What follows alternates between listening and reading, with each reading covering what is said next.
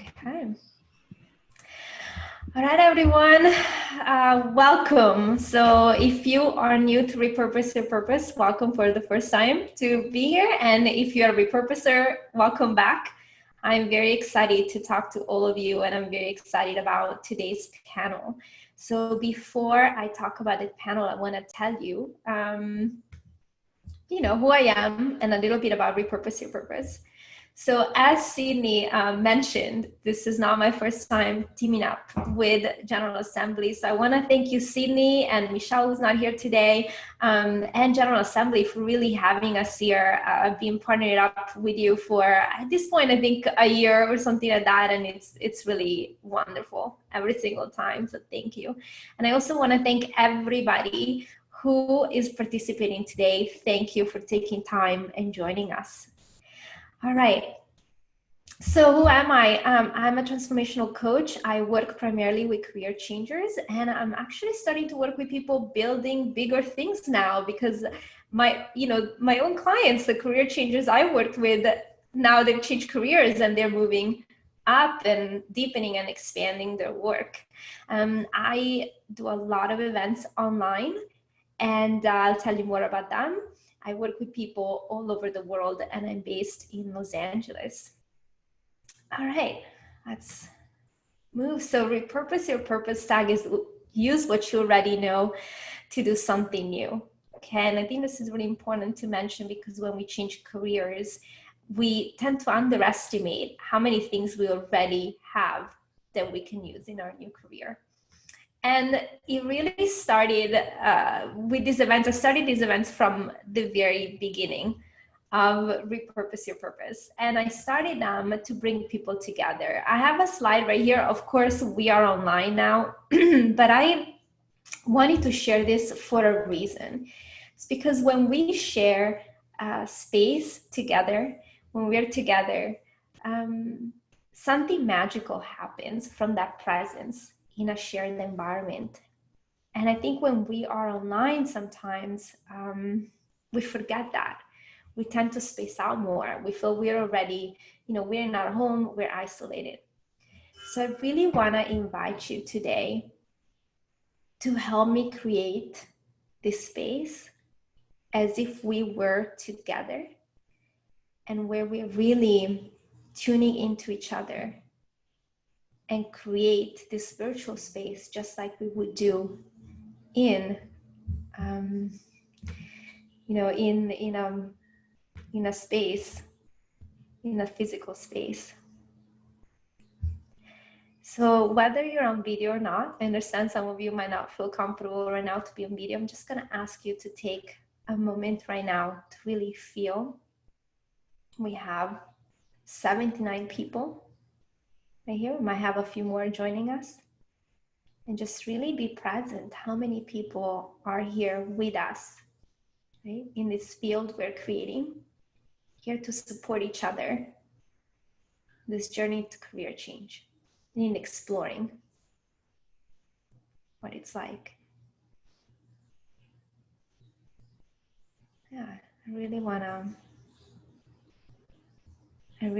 welcome you into this space.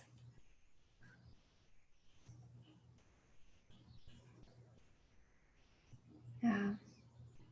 So from the very beginning, I started to host these events always as gifts. And there's a reason for it. It's because when I changed careers years ago, I felt very isolated.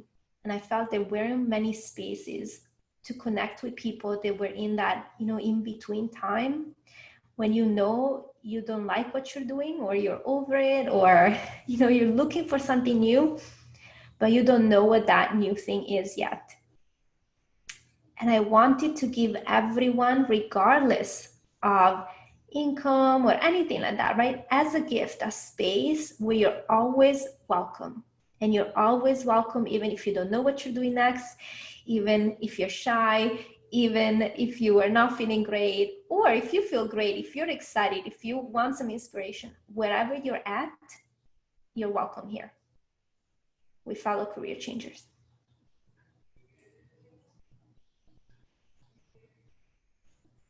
So thank you for coming. All right, let's move on with my slides real quick. Okay, so I want to tell you right at the beginning that next week I have a group program starting. It's 6 weeks. So if you're interested in it, make sure to apply today. I'm only letting people in until the end of the day tomorrow. Okay, so one-on-one coaching, the group program, excuse me, and online gatherings, what I do. And I am going right now to get straight into the panel discussion. So here's how it's gonna go. We're gonna start with questions from me, the moderator, to our 3 panelists. And then I'm gonna open it up for Q&A. So if you can do me a favor and keep your mic muted until the Q&A portion. And stay after the Q&A. We're gonna stop the recording at that point. And then what we're gonna do is have an opportunity to share with each other and get to know each other, okay, with no recordings. So please stay until the end. Okay, enough talking here. Oh, wait, one more thing I forgot, because I'm so excited about this panel. Actually, it's sort of the perfect Repurpose Your Purpose GA panel today. And that's because all 3 panelists are so intertwined with what we do. So Mikey and Lily are graduate on my group program. So I'm super excited to have 2 repurposers on the panel. And then Jennifer teaches at GA, and Mikey, I think I met you at GA. So it's like, it's this wonderful synergistic or synergetic, I don't know how you say, right? But thing coming together. Okay, so in order for you to put also face to voice to what people do, I'm gonna start by asking each panelist to introduce themselves with their name, what they used to do, and what they do now, so you get a sense of who we're talking to before we delve into our questions. And, you know, in my panel, I let you jump in whenever you want, panelists, so whoever wants to go first gets to go. All right. Okay, well, yeah, you want to start, Jennifer? Okay, I will start. I'm Jenny, and I used to work in advertising sales. I used to be an advertising sales person for the New York Times, actually, and a couple of other different startups in New York and San Francisco. And now I am an independent marketing consultant and instructor. Good to meet you guys. Great. Hello, everyone. My name is Mikey. I'm in Los Angeles. I have done a lot of things. I've worked in hospitality. I've worked in advertising and PR. Most recently, I was a project manager for an agency, and now I am still a project manager and developer, but for myself. Hey everyone, I'm Lily. I'm based out of Los Angeles. I worked for a number of years in the nonprofit sector, kind of wearing a variety of hats, as is typical in many nonprofits, doing grant writing, program management, strategic planning. And I still work within that sector, but similar to Mikey, I do it on my own. So I work with a number of clients at one time and help them primarily with grant writing, but also with other types of communications needs, things like that.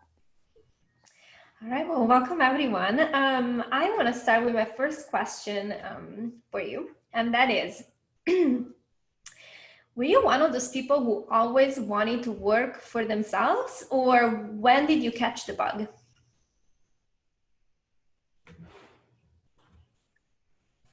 Yeah, I did always want to work for myself. I think, well, not always. It was probably maybe into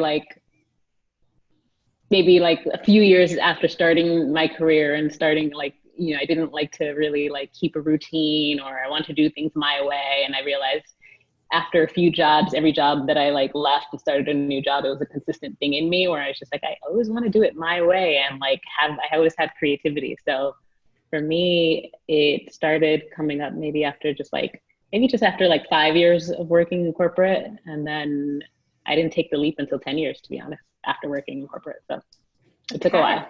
Okay. Yeah, same thing for me. I mean, honestly, I've always, in a past life, I was executive assistant. So I was working really closely with CEOs, creative directors, people at the top that are the entrepreneur. I personally never felt like, oh, like this is exactly what I wanted to do. But honestly, back in 2016, I was working for an agency. Everything was great, relatively speaking. It was super stressful, working like 40, 50-hour weeks. Lots of clients. I loved the client work, loved the projects, but ultimately the agency I was working for shut down. So it wasn't really a decision that I made myself. It was kind of like an I had to adapt to the situation I was in. So yeah, I empathize with everyone that's going through something right now, because there are so many people that are unemployed and not by any fault of their own. So it's one of those things you just kind of have to adapt as quickly as possible. And I'm not gonna lie, it was like very depressing when you get laid off. It's not something that you're expecting. So I think, my journey went from that to doing some light freelance. And then back in 2018, I really made the full shift after doing some additional training to move into formal freelance LLC, start my business, and really push forward into this. For me, it kind of crept up on me in a strange way. Apparently, according to some of my friends and colleagues, I talked about wanting to work for myself and kind of be my own boss for a while. And I kind of like shoved that out of my mind. I don't remember ever telling anyone that. So it's funny to hear now that I'm doing this, people say, oh yeah, that doesn't surprise me. But to me, it was something that I had, I think, like stifled or suppressed for a long time. And it kind of, it doesn't feel like it was a conscious decision. Rather, it was something that presented itself as an opportunity. When I was in my 9-to-5 job, kind of looking at these opportunities that were arising and paying attention to those needs, it became something that I kind of had to do rather than chose to do. I wasn't ready when I chose to do this. I definitely was not ready in the traditional sense, but I think that is kind of what forced me to adapt so quickly. Like Mikey said, adaptation is kind of the only way I've survived through this. So I think it's weird to look back now and consider that question of, yeah, I think I always did have that bug, but I didn't know how that was going to play out. And so I had almost ignored it and just assumed that it was something that would happen later in life, or, that I would reach this point after 30 years of an excellent career. And then I would decide to work for myself. And it kind of came knocking at my door in a very different way. And I just chose to answer that call. So. Wow. Well,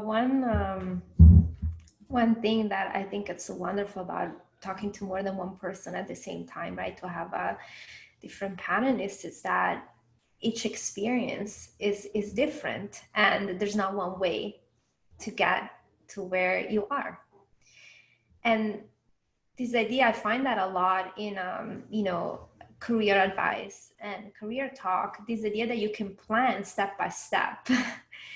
I like to joke, if you get to your 20s and life has been going all the way there until you planned, wow, you got some surprises coming your way, because it's not going to go always the way you plan. So thank you for sharing from your heart, how this has been going. And actually this gives me an opportunity here to remind everybody that although I'm talking to Jennifer, Lily, and Mikey about their experience and how they did things, this is really not meant to give you a prescription. It's really meant so that if you listen from your heart and with an open mind and from your deepest self, something might come up for you that resonates with your own wisdom, right? So really, really stick with us from that place.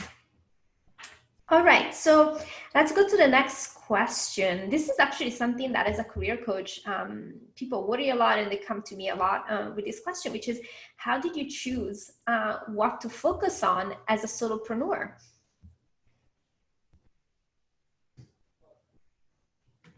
For me, it came from, it wasn't too far from what I was doing in my corporate world. I was working in advertising sales, so I had a lot of just experience in like marketing in advertising in general. However, those two worlds, especially when you're on the advertising sales side, it's not really, you're not really pushed into marketing. You're kind of supposed to be like always going towards sales and advertising and staying that way. But when I decided to go off on my own, before I even actually quit, and you said it earlier or in the beginning of this talk, that you don't have to really let go of the things in your past or the skill sets that you have to start over again. You should like look at some of the things you're good at and the things you're doing now. And that's what I did. I said, you know what, like I want to do writing, I want to be creative, I want to do this, but let me not like leave what I'm doing now. I worked for 10 years building up these skills that I never thought I'd have. And that's what I did. I started looking into that and then started crafting out the creative aspects of what I liked doing. I think I remember literally having like this is what I like about what I do right now, and this is what I hate. And I started taking the things that I like and forming it into a path in marketing that made it unique to me. And it does make it unique to me, like now in terms of what I do in marketing. A lot of the things from my sales and advertising background have not left me. And it's actually the reason why clients hire me, because that makes me super unique as opposed to maybe people who are just marketing and have always done marketing and maybe never had to think about revenue, company bottom line. I always had to because I was in sales. So I use it in so much of what I do right now. And yeah, clients like literally see that value in me right away. And it helps in terms of what I do. So yeah, it was a path to get there, but I definitely didn't leave behind all the skill sets that I had. Thank you. Yeah, I think that's just to add on top of that. That is actually one of the exercises that we did with Aurora, and it was super helpful to kind of break down, what it is that you actually like about what you've been doing. It doesn't matter, all the things that you love or all the things that you hate. You can kind of find like a nice blend between the two.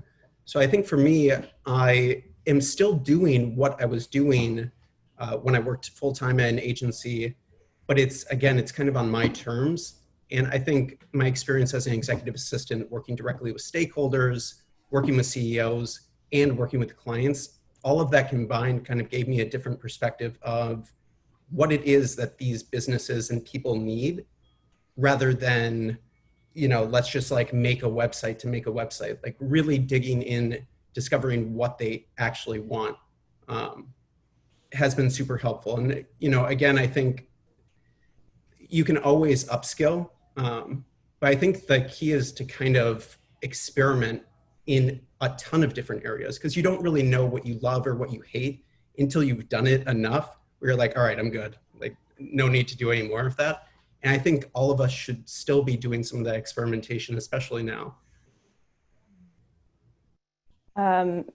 Agree 100%. I think, to be real, I still struggle with this every day. Like Aurora knows this, like every day I go between, I need to be more specific or I need to go broader. And that's something I don't think is going to be answered right away. But I think that being able to be on that path, on that journey of actually having the freedom to ask those questions and to explore is not something that I found myself able to do in a traditional job. So I think now I'm so much more in tune with what I like and what I'm good at because I've been able to explore a little bit more. And I think in a similar way to the other two panelists, I'm using everything that I was doing before in a traditional job.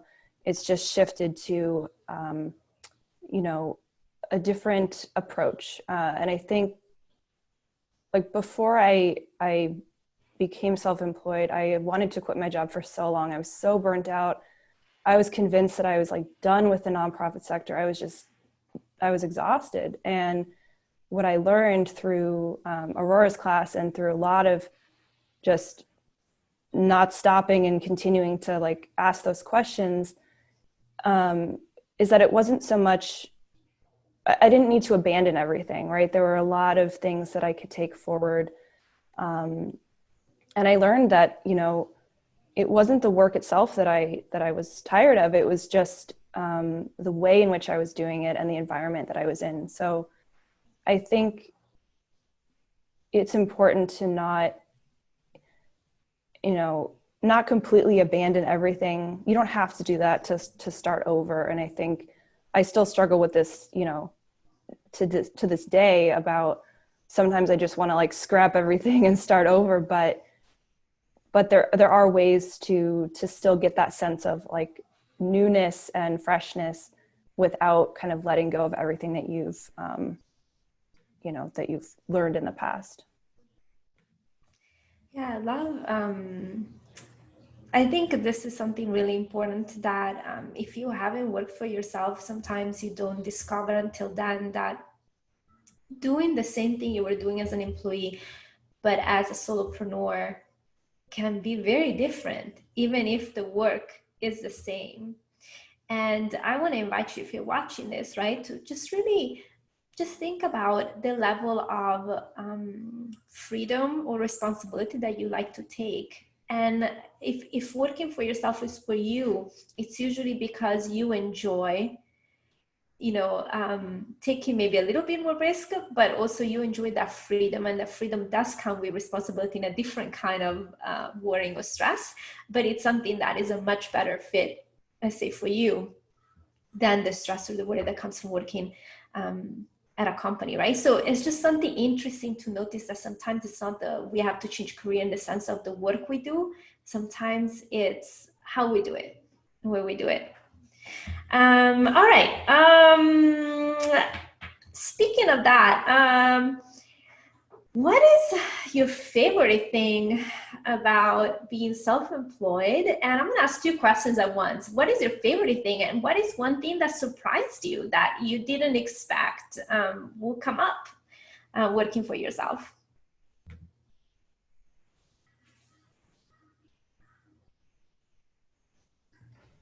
So I will jump in. I think the favorite thing for working for myself is that flexibility. And that's what everyone says. It's the freedom, it's the flexibility.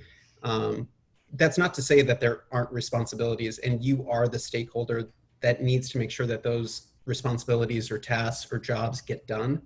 Nobody is going to do it for you, and nobody's going to micromanage you. And I know people hate micromanaging, me included, but if you don't have like internally some kind of dialogue that says, okay, today is Tuesday, we have to get this done, or today is, it doesn't matter when you're working for yourself what day it is, you still have to get the work done. But for me, I've been super fortunate to be able to travel. I've got a family member that works for the airline, so I've been able to really do my work from anywhere. I remember launching last year, I launched a really, really big website. And normally you would want to be like in-house, you'd want to be like on the ground, making sure that everything is working properly, that nothing goes down. And I was actually in China, so I was super concerned that there was going to be firewall issues and things like that, but none of it happened. We prepped everything in advance of it, and I was able to launch a website in China through VPN. Everything was great. And yeah, I think that flexibility has been super freeing, just knowing that, you know, I feel like I've been in quarantine even before quarantine was a thing. But with that said, you also do need to balance some of those things, because like my apartment is great, but I do need to diversify. So like getting out of the house, like spending some of that time where you're not just sitting in these four walls. I call this place like the compound because I could stay here all day. But really getting out, talking to people is another huge thing. Like just those small social interactions that when you're working for yourself are not guaranteed like in an office. Yeah, I wanted to pause on that because I wanted to think about what was the surprising thing. I like that question. But I'll start with the thing that I like the most. And I don't think I ever have anything top amongst freedom. Like for me, it's freedom. And I think that's always been my goal, is to be free. I've been like, I want to soar like a bird and go everywhere I want to. But yeah, so being able to travel, work everywhere I want. I was mostly in LA for the first 2 years of my business. Now I travel. I'm actually in Buenos Aires in Argentina because I've been here since October and I just stayed throughout quarantine. And that's great because I can work anywhere and work with my clients. So I think for me, it's always freedom. The thing that has surprised me the most is I think it would have to be with the level of defining yourself that you always have to do, and as your own, like working for yourself. And luckily, I listened to some people, went to different conferences very early on in my career. I think it was like the first day after I quit my job, I went to this conference. And I loved one of the positions of one of the speakers there about defining are you going to be a freelancer, a consultant, or a business? And I think that struck me very hard that time. But we were very good because I I thought that was a wand. worked in. Uh-oh. Cute. I'm gonna mute you right there. Who you are there? Can you mute yourself? There we go. Yeah, because I had because I had developed I had managed people. I had developed a certain level of experience that I didn't want to just go out into the world. And for me personally, it was a personal decision. I didn't want to call myself a freelancer. So I decided very early on, I kind of toggled between consultant and business. And I had formed a business. That's exactly what I had become. My name became a business. So because it made sense in the way I went out there, and it made sense in the way people came to me. And also my services I made them products, and people were buying products from me, not necessarily my time. That was another thing I didn't want to do early on, is like commoditize my time, because if I told you what I was getting paid in salary, how do you translate that into someone who sees now you're working for yourself? And you really have to set those standards and that definition really early. So it's a thing that surprised me, because you're always doing it, even every level of my business, as I, take on new clients or even reposition what kind of services I'm selling or products I'm selling. It's making sure I'm really everyone knows this is exactly who I am. So yeah, I think that's one thing that you should always do, is just make sure you're defining who you are, what your business is, and not anyone else. Like, you're positioning, you are a brand now. Whether you call yourself a freelancer, consultant, or business, you are still the brand. So make sure you put it out there, and people are calling you in that manner that you want to do it, that they don't create it for you. That's good advice. Such a good point. I think the thing that continues to surprise me, this might sound weird, but is that it works. I honestly had so much self-doubt and I had gotten myself into this kind of really dark emotional place, like in terms of thinking so negatively about my work and my value and what, I couldn't see my strengths after kind of being in a certain environment for so long. And doing this has like just been an absolute roller coaster. Like one day, I'm so proud of myself. I'm on top of the world. I'm that freedom that you both talked about. And then the next day it's like, what am I doing? Why am I doing this? This is insane. Right. But all of that, I think, is part of the process that I'm so grateful for, because without that, I don't think I would have grown in the way that I have over the last year. It hasn't even been a year. But I think that continues to surprise me. Like every time I think I'm, I've hit this level of like, all right, I'm feeling good. And then something happens and I have to learn something new, or, an issue arises with a client that I don't feel prepared to deal with, or, from invoicing to bill. It's all these things that you have to think about that you didn't as an employee. And that can be really scary, but the flip side of that coin is it's really empowering. So I think that's been my favorite thing, and also the thing that keeps surprising me in a good way, really. So I want to share one thing and I usually don't answer my own questions, but since I work for myself too, I really want to share this because I think it's something that I love, but also super surprised me. It's how much your business is tied to your personal growth.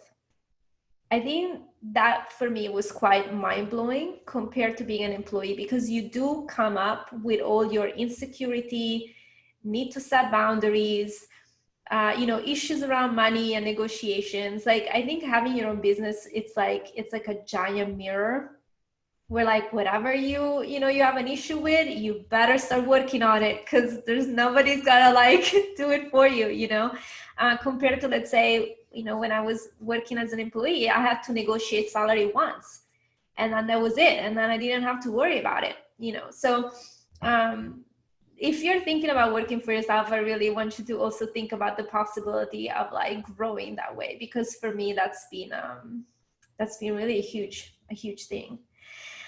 All right, okay, and I see wonderful questions in the chat. I'm taking notes, so when I'm done with my questions, we're gonna switch to your questions, okay? All right, so this is sort of like your ready answer, but I wonder if there's anything else that you feel like you had to overcome to take the leap and actually say, okay, I'm really gonna do this. Is there one thing? And it can be like something inside, or it can be something like finding your first client, or, whatever it is that was something you had to overcome and how you made it work.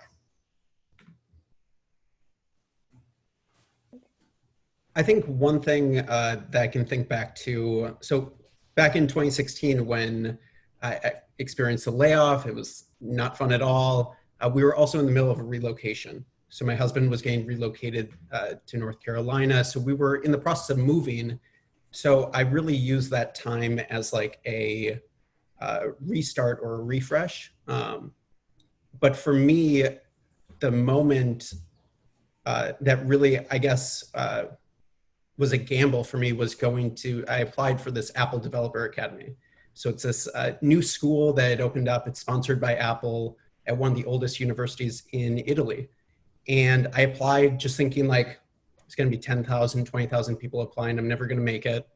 And I heard back from them, and they asked me to come out and take an admissions test. So I had to fly to Naples, take an admissions test. And one of the really small things that happened, and I'll never forget it, is I took the wrong passport to the airport, and we had left North Carolina. So I looked at my husband and I said, maybe it's a sign that like this isn't for me. And he's like, you have to do this. So I literally got on a flight from where was I? I think it was in Myrtle Beach or something, flew back to Charlotte, took a lift, ran into the house, grabbed the passport, took the same lift back to the airport, and then flew to Italy. And everything worked out.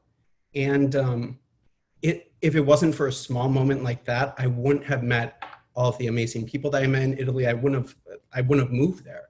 And that was such a life-changing moment that if I had said no to it, or just accepted like, this isn't for me, or like, must not be meant for me, I would never have experienced all the amazing things that I did. So I think being able to take some of those calculated risks is super important. And whether you see the payoff immediately or whether it's something that happens 10 years down the road, you won't know unless you do it. So I would say just try and do whatever you can, Yeah, I think for me, there's two parts to my answer that I would like to kind of propose. And this is, as I'm thinking through this, thinking back to like that moment when I actually decided to sort of take the leap. On one hand, there is that emotional decision, and it's no amount of classes and training and experience is going to get you ready to just make that decision. So that, I think, is kind of 90% of it is just deciding to do it and not waiting for that fear to go away. But then the other 10%, or maybe more, depending on your level of risk, is the tangible part. Because I think too often you hear these kind of vague, like, just do it, just go for it. And you're like, well, how? You know, there's has to be something tangible. I'm not just going to jump off a cliff and expect to fly. So for me, that was getting, I think in the beginning I had 2 clients I was doing on the side. So I was working my 9-to-5 job and I had started to freelance on the side. And I had, I think maybe 2 or 3 clients at the time who I was working for. So I was working around the clock, very stressful, but I knew that it was for something bigger. And it was kind of the bridge that allowed me to make this leap. So I wasn't just jumping off a cliff, but it was, you know, I had a little bit of a parachute on, I guess. Sorry, this is a horrible analogy, but I think that's really important, because I think for some people, you know, it's enough to just say, okay, screw it, I'm going to go for it. But I think for most of us, we need some kind of like evidence or data that something's going to work out. So for me, it was knowing that there's 2 or 3 other people out there who will pay me to do this work. That for me was like all I needed. And then once I just got over, you know, my own hesitation, then from there it just kept growing. But I think having both of those things, like the tangible, realistic evidence that, you know, something that you can actually make something work, or at least have a foundation for it. And then the emotional part of just getting over your own, you know, whatever's going on inside.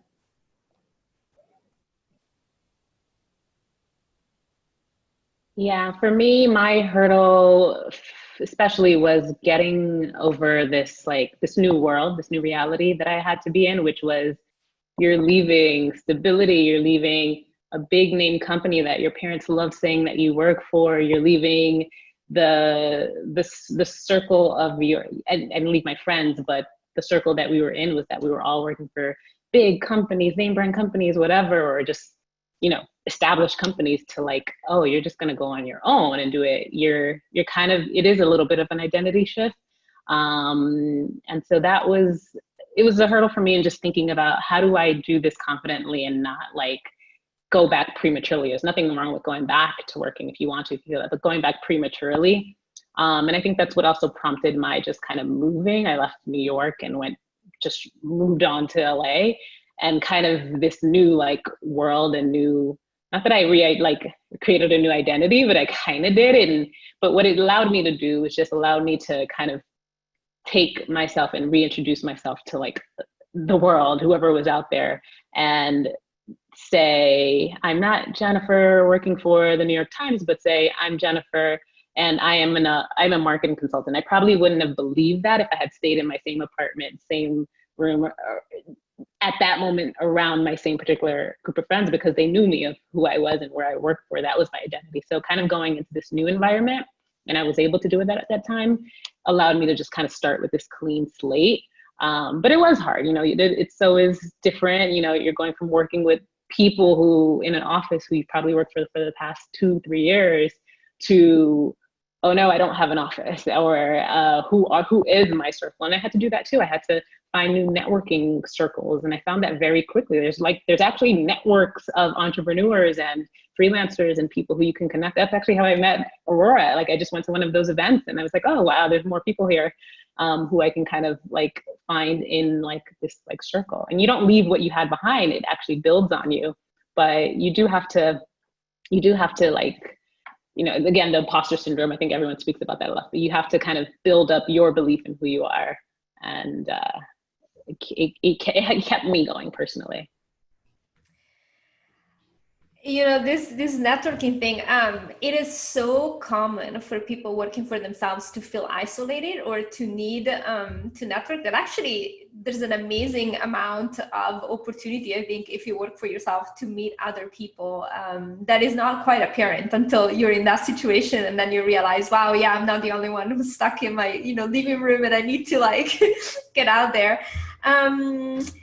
Wow. Okay. So I just want to jump into the money question, which is literally the money question I always ask at these events, because I feel like at least the you know, career changers I talk to, that's the number one worry, right? Oh, what's going to happen with the money? So I'm curious, like, how did you handle that worry? How did you handle the whole money thing, going from, okay, full time to I'm going to do my own thing?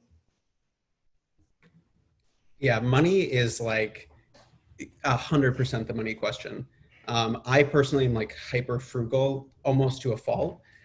And I think for me, working full time and getting that steady paycheck was great. But when I got my first deposit from a client and I saw just like the bulk of that money saying, okay, like this will last me X amount of months or X amount of weeks, it really, you have to be able to budget for yourself and anticipate those times, like right now when things are a little bit quieter, you know, because you don't know what's guaranteed. And it, but the same thing can be said for full-time employment. You know, everyone kind of, you know, if you spend on a credit card, you pay the balance in a month and it's like, oh, okay, like I'm expecting my job will be here for the next month. The same thing would go for self-employment. You really do have to balance out the money thing. And I think everyone will have their own dollar amount that makes them feel comfortable. I certainly do. And it's just about keeping that balance and knowing, you know, things will ebb and flow. With self-employment, again, you might have like a great April, but like a terrible summer.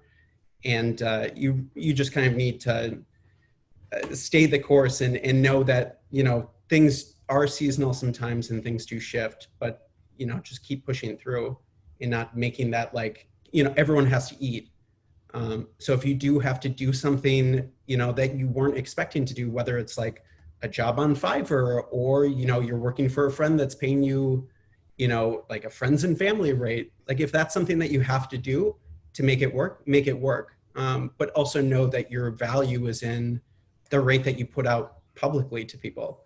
You know, I could certainly say that, you know, I am billing $15 an hour for making a website, and there would be a million people at my door saying, perfect, I would love to do that. But that's not the money that would make me feel comfortable.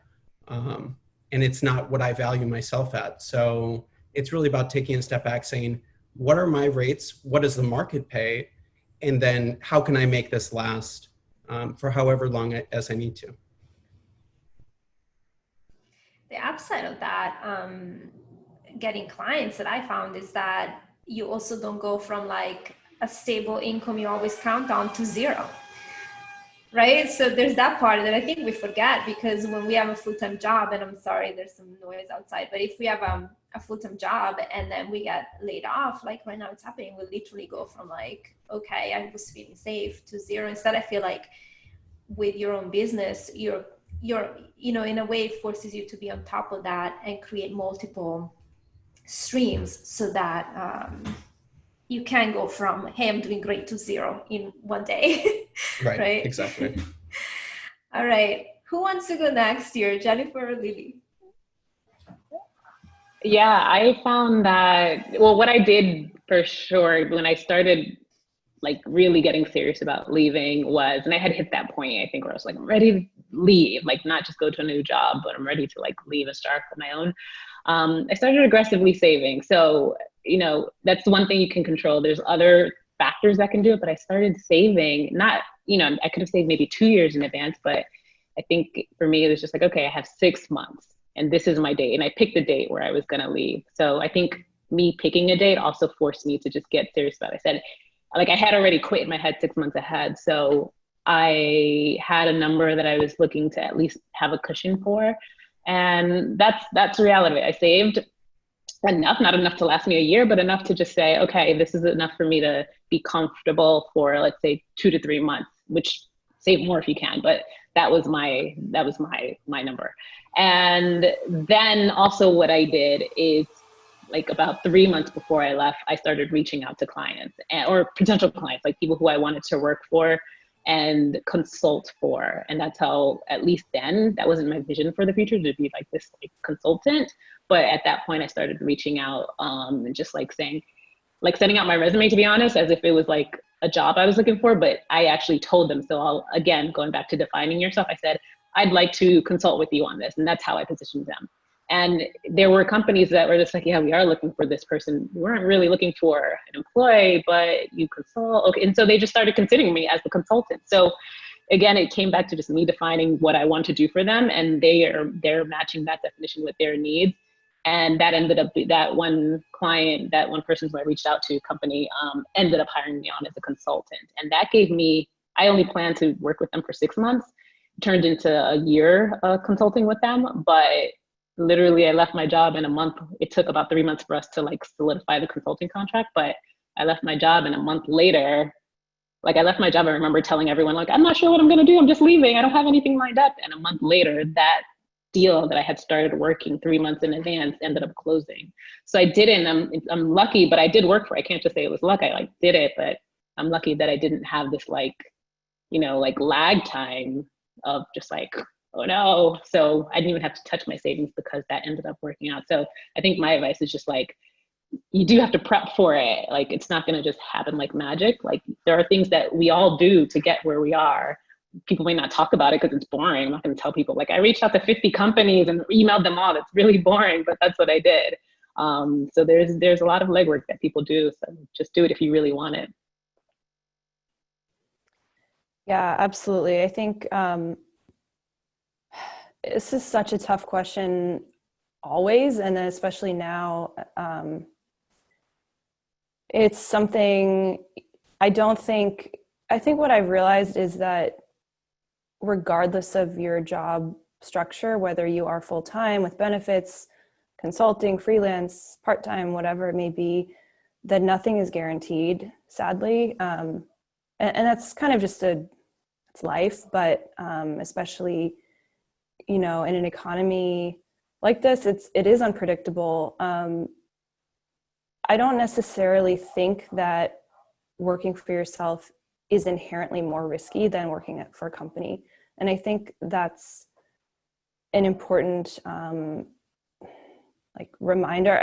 I don't, obviously that's just my opinion, but I think it's really easy to assume that, you know, a full-time job is just, it's there, it's guaranteed, but it's not, unfortunately. And so I think sometimes, you know, there's a way to look at times of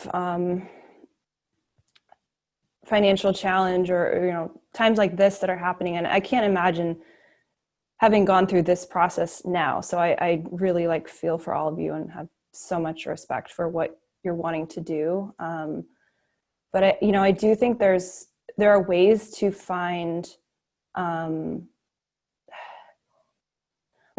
you can find ways to shift things and look at things differently. You know, the way I'm choosing to look at things right now, even though, you know, I do have fear around what's going to happen. And, you know, what if my client base dries up? Like, those are all very real fears, but I'm also choosing to look at it like, okay, at least my income isn't tied to one person. You know, at least my well-being and my financial, you know, stability isn't just tied to one company. I can have multiple like irons in the fire. So I think there's just different ways to look at it, and it all comes down to your own personal like risk tolerance. But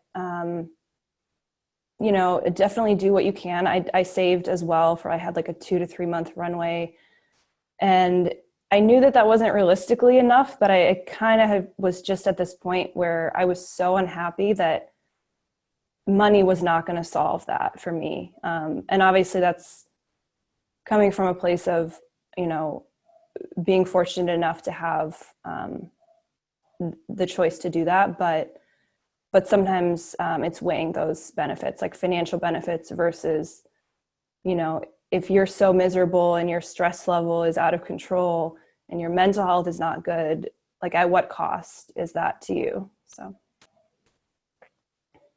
And speaking of life not going the way you plan, again, I'm really sorry. I don't know why there's this noise outside. So I apologize if you hear it, and it's a little bit frustrating. I'll mute myself unless I'm talking. Lily, thank you for addressing what's going on right now, right? And how you feel. having your own business during this time? Because really that's my other question, also for Mikey and Jennifer. Like, how are you handling the situation right now? Because I think like a lot of people are very worried and there's a lot of uncertainty. And maybe, I don't know if this is possible for you, but do you imagine that if you were in a full-time job that you would handle it different? Like, is it being a solopreneur making a difference in the way you're going through this time?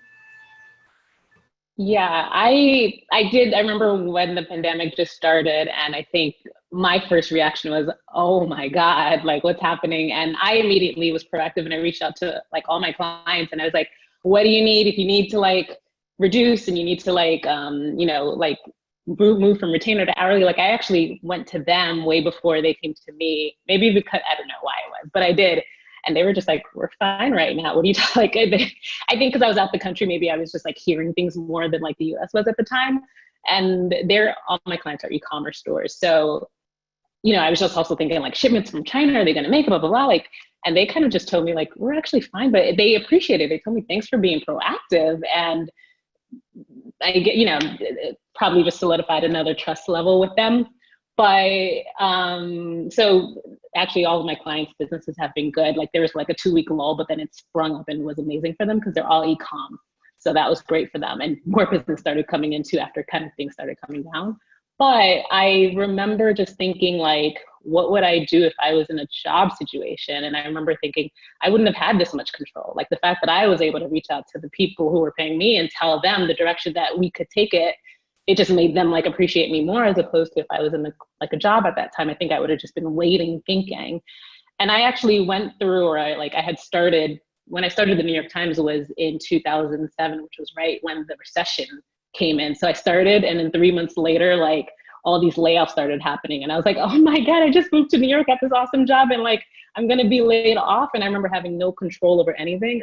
I ended up not being laid off, and I ended up staying there for 7 years. But I remember the feeling of both times, epics in my life. And I think what I appreciate now is, also older and like more experienced now, but I appreciate now I was able to have the control in the situation. And I also had like other, like, I think Lily said it earlier, like not having this one source of income that paid me. Like today, now I have like, there's this source, there's my product here, that I have like various sources where I kind of just looked at all of them and figured out, oh, let me work harder on my online classes because this is the time to while I'm in this lull. So I personally, I was able to use all aspects of my experiences then and now, but I really appreciate now having the control that I was able to have now, being in my own business and plan ahead. I planned before my clients even thought about it. So yeah. Yeah, I think to add on to that, control is definitely the key thing. I'll be honest, I haven't seen pay from going back to March 15th. So that's the reality for me. And if I hadn't planned accordingly, it would be 2 months, over 2 months without an invoice being processed. Not to say that like I'm totally understanding for the clients, open communication with them, but it's just the reality.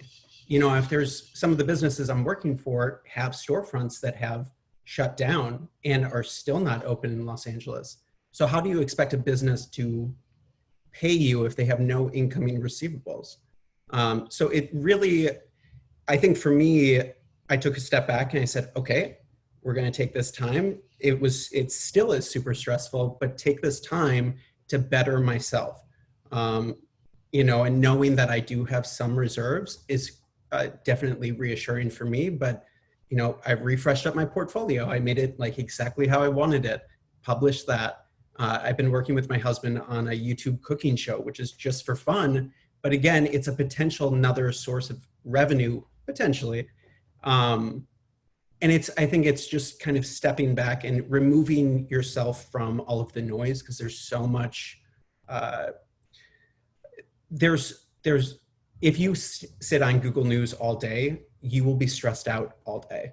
And same thing if you're on Facebook all day, like you need to take a step back and say, okay, some things are out of my control. These are in my control. So what can I do to make things at least feel better for me? And even if that's as simple as like going out for like a long walk, or like taking a day off. As somebody that's self-employed, you don't have a structured schedule that you need to adhere to. You can set boundaries that are like, okay, I'm only working Monday through Friday, 8 to 8 or 8 to 6.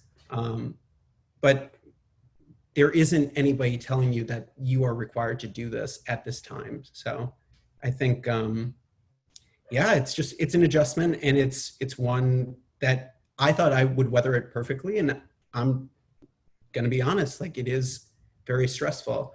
The good news is during this time, I've also been doing some of that outreach that Jenny was talking about. So starting those conversations with people, even if it's not closing today or next week. I have an old manager that I used to work with in New York. He reached out to me. So we've now started that dialogue, and most likely in the next week or so, I should have some new business. So again, that kind of ebb and flow, you don't know as somebody that's self-employed what is coming next week. So just preparing for those things that you can't foresee. Yeah, thank you, Mikey. And I wonder, Lily, if there's anything that you wanna, you sort of started to answer this, or if there's anything else you wanna add to this question. Yeah, I think I would just add something that I've been thinking about a lot during this time is industries and how to, fortunately, like my client base has been relatively protected so far because they are social services and nonprofits. So it's kind of like if they're going out of business, we're all going out of business, right? Because they're more needed now than ever as people are really in need of help. But I do think that we're probably going to see a lot of changes to the sector over time, and budgets shrinking, and I don't know what's going to happen with grant funding. A lot of changes are occurring in the field of philanthropy right now. So I've just been thinking a lot about, like, how can I apply my skill set to different industries? Where are some new, angles or niches that I can start looking at? And I think in that sense, it can be helpful to be broad. So if you're one of those people who, like me, who's feels like they don't have a very narrow specialty, I think that can actually be good in times like this. At least that's what I'm trying to tell myself. And, it is an opportunity to think outside the box and to really identify who needs help right now and how can I help them, rather than having the focus be all on myself. I guess that helps me kind of stay sane a little bit during this time. Yeah, I'm hearing quite a few things. One of the things that I want to reflect back is that because you are used to having to take responsibility for your income, for generating business, for structuring your time, for hustling, if something is not there, in a way, it's almost like you've already prepared for times of uncertainty. It's just now like, an extreme time of uncertainty, right? But as a small business owner, as a solopreneur, you already have that, okay, how am I going to take care of myself, or how am I going to take care of my business? The second thing, and this is something that I've observed a lot because I work with people in different industries, that some industries, some jobs have been hit much more than others. So I think it's also good to keep an eye out that it's not like there's no opportunities right now, right? It's not like everybody's hurting right now. There might be spaces for you or opportunities for you even right now. And I think it's important to remember that. And the third thing is which I really appreciate it, right, is like to also be understanding with other business owners of what's going on. I think for myself, especially when I was much younger, I always had this, like, it wasn't very conscious, but I assumed the business owner was supposed to always, pay everything, and they had it all together, and why don't they do this, right? And then when I worked for myself, I was like, oh, wow, they probably have no idea what they're doing. They're super stressed out about paying the bills and trying to learn how to manage employees, right?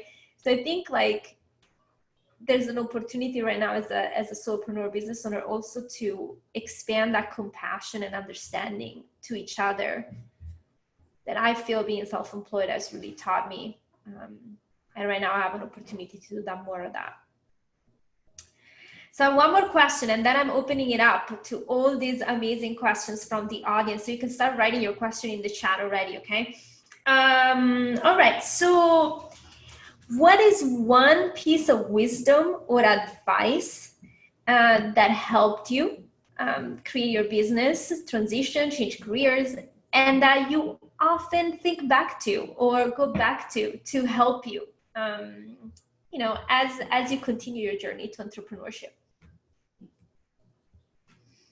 One piece of advice or wisdom that really helped you and you find yourself going back to. Yeah, I think one piece of advice recently was when I was actually in the group for Repurpose Your Purpose. It was just a passing comment, but you had said to me, you said, "What's the craziest thing that you could do?" And it was as simple as like a click in my head, like, it really doesn't matter. Like if you have to throw 1,000 things at a wall to find out what you're great at or what people will pay you for, do it. But like I said before, if you don't try it, or if you don't at least like put yourself out there, it's not going to happen. I know that sounds kind of cliche, but it really is true. Like, what is the craziest thing that you could do in a time like now? And what's the worst that could happen if you try it? So I think that was really great advice. Yeah. I love saying, like, look for and be open to looking at the white space around you. So leave some white space on your palette. It's like an artist kind of meaning or proverb, I guess. But I think we have this like pressure in everything that we do to not leave any space and just to like immediately do or figure out or solve the next thing. Like, okay, I left my job, I have to start working to like something else tomorrow, or I have to pick this new company that does exactly that. I think if you give yourself time to kind of not, like try different things that maybe don't work. I think the first super small gig that I did was like, not even translating, but like helping like a small business owner with her store, like put in text for her like descriptions. It was something I hated doing. I didn't like it at all. But me doing that taught me like one little aspect of something. And then I did this other really small job. Like I just kind of did these small things, and it was while I was still working, to just kind of let myself breathe and try different things. And even when I did really go off on my own and like had a client, like, my first 2 clients, I went to conferences and I soaked in like information from those conferences. And I remember even like signing up for like one of the it was a certification program. It was like $1,000, and I was like, I really don't have $1,000 to spend right now, and I don't even know what it is that they're gonna teach me in this, but it sounds interesting to learn. So I paid for it and I did it, and that changed the path of my career and the people that started wanting to work with me, just because I tried something new and I gave myself that space to try something new. So so I'm glad I give myself those spaces every now and then to let new things come in and form the way I go for better.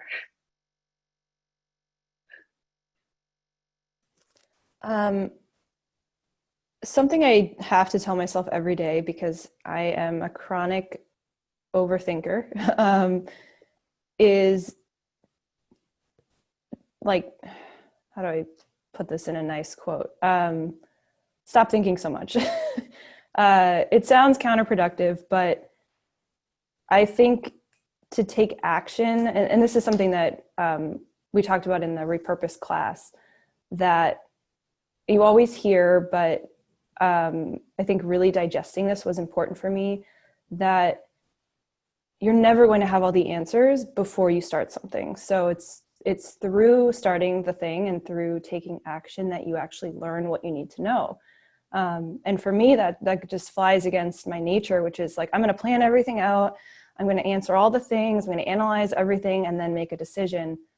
But in reality, what I'm learning still is that the more action you take, the more data you gather. And that's how you can keep taking one step, putting one foot in front of the other.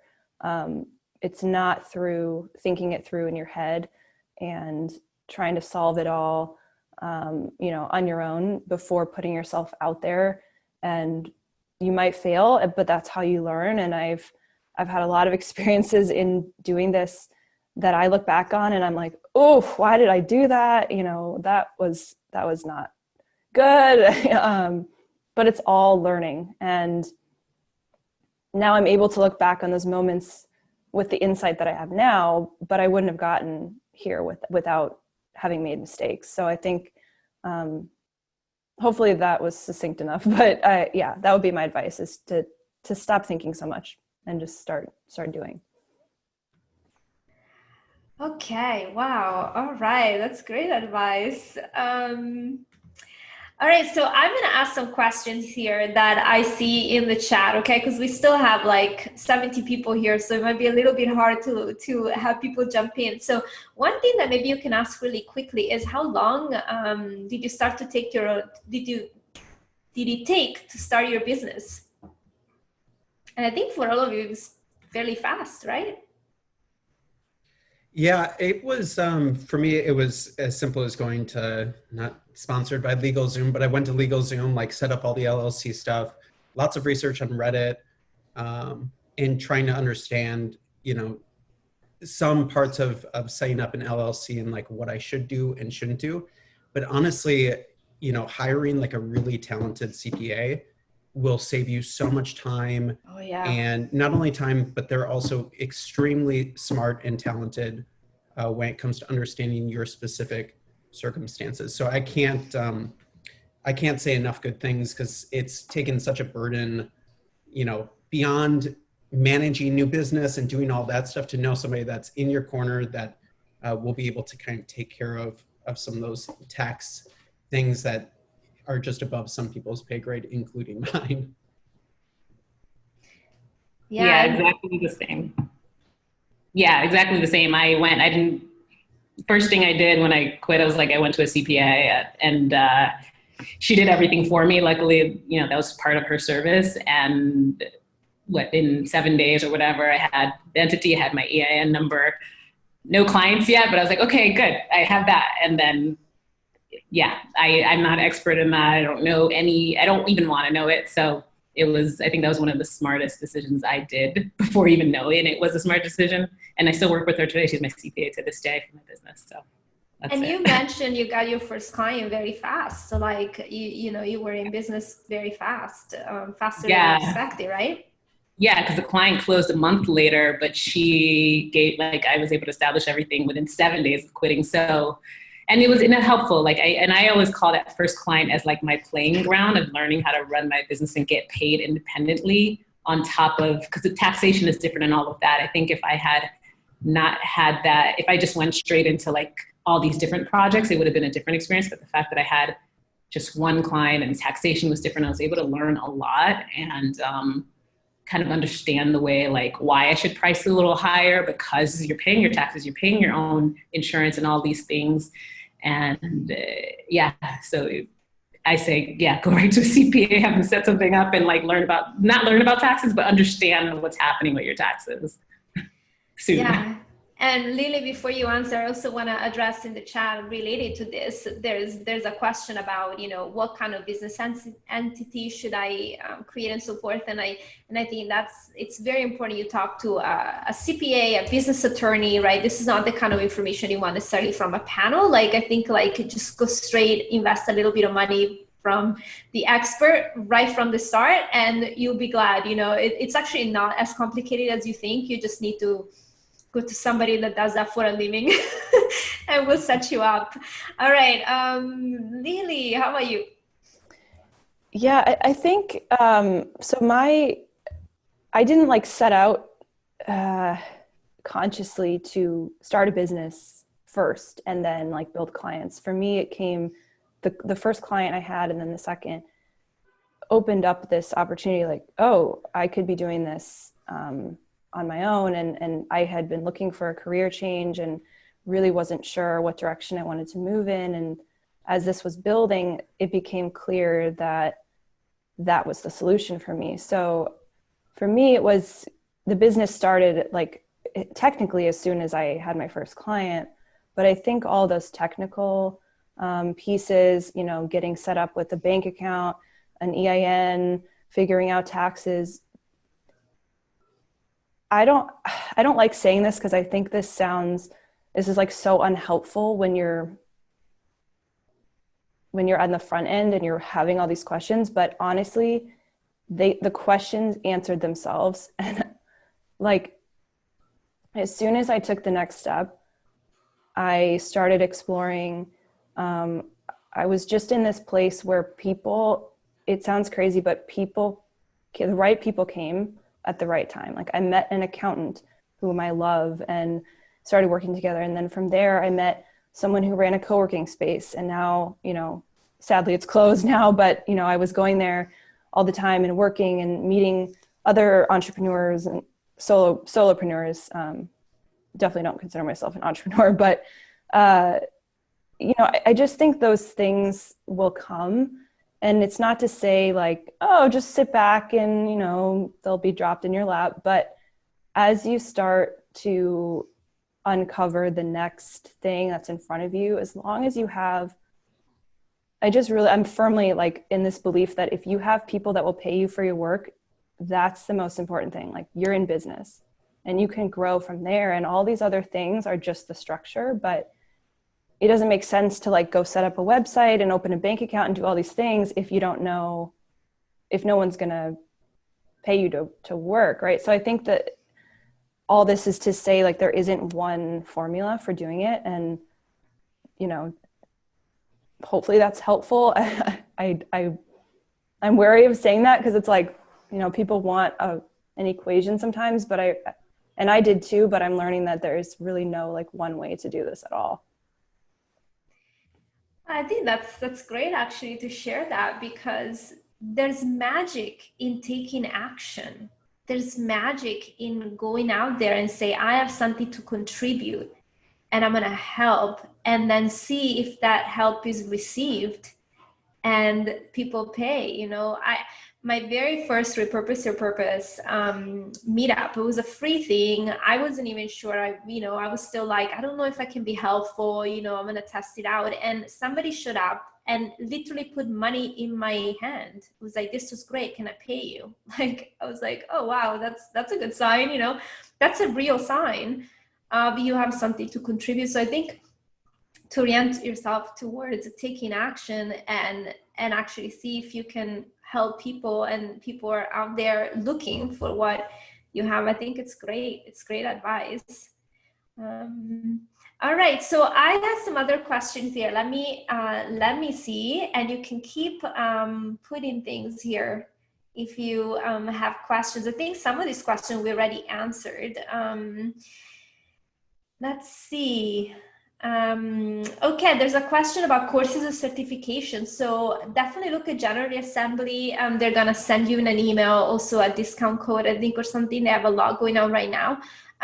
My advice is always that you know what you're going for with it, why you're going back to school or why you're going for a certification. In other words, one thing is I want to learn about something because I want to learn about it.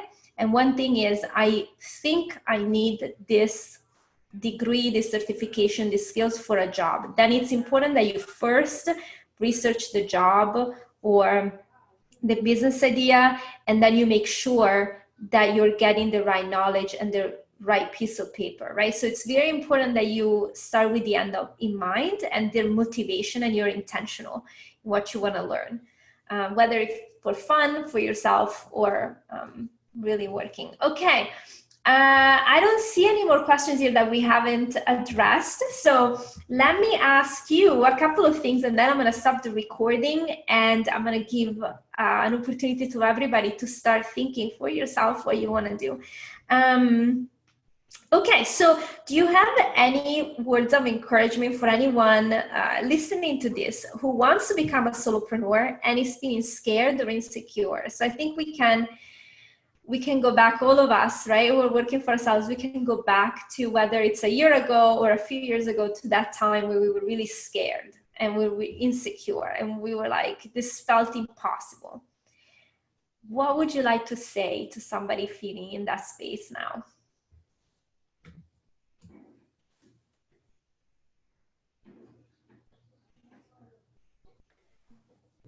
I would say that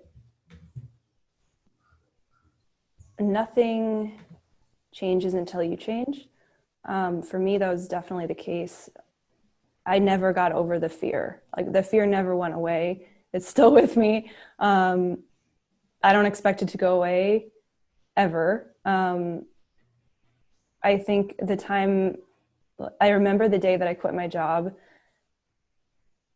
and I had been waking up every day for like a few weeks saying, today's the day, and I kept failing to do it. And again, like I wasn't ready, but something that day, I just decided to do it. Like I didn't feel any differently. I didn't wait. I got sick of my own, I got sick of my own crap. And so I just, not that everyone's going to be in that place when they decide to start a business. You might be starting it from a place of like really, being in a great place. But for me, I had kind of just reached this place of being so unhappy that I was just done. And I think my mistake, looking back, was waiting for the motivation, or like waiting for the fear to go away. When in reality, the only thing that made that fear go away was doing it. So it's kind of this chicken and egg thing, but yeah, I would just say, if there's a part of you that wants to do this, listen to that. Take steps in the right direction, do what you can control, put some structure in place, obviously. But listen to that part of you, because it's not wrong. And all of the fear and the doubt and the insecurity is not going to go away. It's just part of the process. So don't let it run the show. Yeah, and I would say that for me, action is a decision. So create an action by doing something. Also, inaction is a decision. So if you decide, I was making a decision to not do anything for many years, and it's fine. That's just where I was at that point. And then I finally took action, did what, the thing that I really wanted to do, which was just kind of go out there on my own. And then when I went out there on my own, you still face with these inaction and action, right? I could have gone out there on my own and just kind of sat and waited, or like procrastinated or had fear. But every day was something. Every day was, oh, let me write a post today. Oh, let me reach out to this company. Maybe they want to work with me. Oh, let me go to this event. So it is, if anyone ever tells you, oh, starting a business is so easy, no, it's hard. It's a lot of work. And I always compare it to just like when you're trying to learn how to ride a tricycle when you're a kid, you have to keep on pedaling, a bicycle, right? Like take the wheels off. You have to keep on pedaling.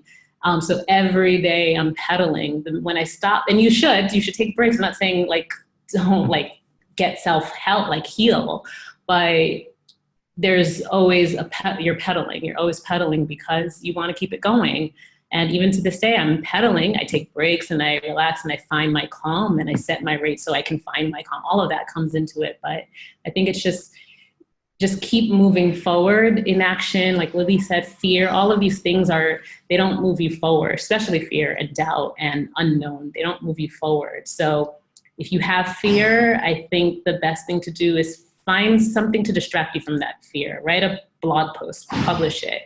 It doesn't have to be for money. Go to a networking, meet someone new, attend a panel event like this, take an action and let the fear subside. To the back, push it aside, because it doesn't help you. It doesn't move you forward. I think sometimes it's just even knowing that the fear is not a sign of anything. It's just fear, right? Yeah, and to add on to action, I think that would be the key takeaway if you could take one thing. Again, I met Aurora through going to a General Assembly panel. I was fresh to LA, and I was like, listen, I took a GA class back in 2012. I know there's a great community around it. They've got a ton of free free topics that they cover with in-person stuff and now online stuff. And had I not driven to Santa Monica to say like, I'm going to spend 2-3 hours and just like hear what's happening here, like see what other people are doing, I would never have met Aurora. I would have never met Lily. I would never be on this call with you guys. So I think it's all a progressive thing. And when I think back, even 2012, when I took the General Assembly course, I wasn't taking the course because there was an immediate job that was going to follow after. I was taking it because I was interested in front-end web development. And I just, I knew a little bit about HTML and CSS, but I couldn't take that knowledge and make something from it. And what ended up happening is after taking that, it opened up other doors for me to become a project manager, to work with developers directly. And now that I had an intimate understanding of code, now my job became easier because now I'm not dictating to developers to say, oh, like that should take you 10 hours. I knew if a developer told me this is going to take me 5 hours, I'd say, absolutely it will. Or if it's updating the logo and they're like, it's going to take me a long time, I knew from experience that how to kind of gauge that. So again, it made my job, not only from a full-time perspective, but now from a freelance perspective, that much easier. So definitely take action. All right. How can everybody be in touch with you, panelists? First of all, I want to thank you so much. Please stay for our shares. They're not recording, right? But I want to give you a chance to let anybody know how they can keep in touch with you if they want to. And please say it out loud because this is recorded. So anybody that can hear it, that watches this can always find you. And then if you want to drop it in the chat. Yeah, for me, they can just go to my website, just hellojenny.co. I'll drop it in the chat, but hellojenny and .co, and that's my online products website, and they can say hello that way. And for me, you guys can find me at helikes.it. So that's www.helikes.it. Or if you just want to send me an email, mikey@helikes.it as well. And yeah, look forward to talking to you guys more. I don't have a website yet, to be forthcoming in 2020, hopefully. But you can find me on LinkedIn, Lily Conover, or can email me at lilyconover1@gmail.com, and I'll drop it in here. Thank you. And if you're interested in changing careers, please check repurposeyourpurpose.com. Okay, and remember the group program starts on Tuesday, and I'm still letting people in until the end of the day tomorrow. So get in touch with me because I need to talk to everybody that wants to join. So I'm going to stop the recording right now. I'm going to say a last thank you to General Assembly. Of course, check out General Assembly, awesome partners for these events, and they have a lot of classes. All right, let me see right here. They stop the recording. Sydney, this is the time you jump in if you don't want me to stop the recording. Okay, I will do it right now.